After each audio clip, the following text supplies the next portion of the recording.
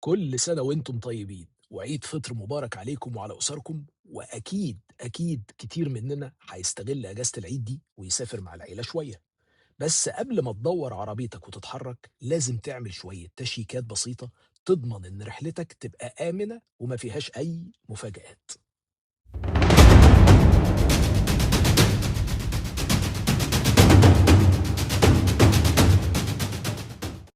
أكيد أول حاجة لازم تبُص عليها هي الكاوتش.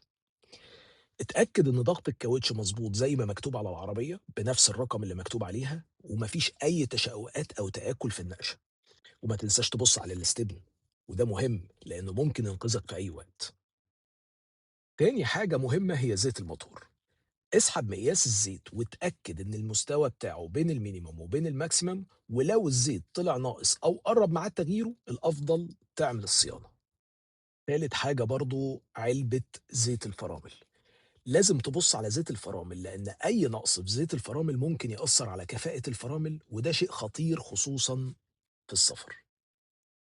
وطبعًا ما تنساش مَيّة التبريد، برضه لازم تكون بين الminimum وبين الmaximum عشان تحافظ على حرارة الموتور، خاصةً في السفر والمسافات الطويلة. نيجي بقى لسير المجموعة، سير المجموعة لو عربيتك عدادها عالي شوية، بُص على سير المجموعة، لو في أي تشقُّقات أو صوت صفارة الأفضل يتغيّر قبل السفر، ودي حاجة مهمة جدًا. عرفت ليه 5 دقايق بس تشيّك بيهم على عربيتك ممكن توفّر عليك مشكلة كبيرة في السفر؟ أتمنى لكم رحلة سعيدة وآمنة، وكل سنة وأنتم طيبين، وعيد فطر مبارك عليكم وعلى أسركم.